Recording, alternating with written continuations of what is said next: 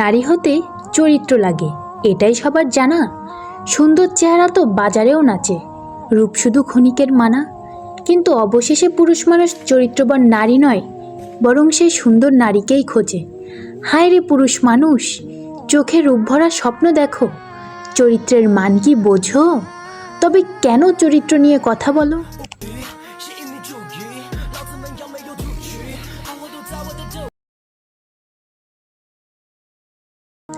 নারী হতে চরিত্র লাগে, এটাই সবার জানা। সুন্দর চেহারা তো বাজারেও নাচে, রূপ শুধু ক্ষণিকের মানা। কিন্তু অবশেষে পুরুষ মানুষ চরিত্রবান নারী নয়, বরং সেই সুন্দর নারীকেই খোঁজে। হায় রে পুরুষ মানুষ, চোখে রূপ ভরা স্বপ্ন দেখো, চরিত্রের মান কি বোঝো?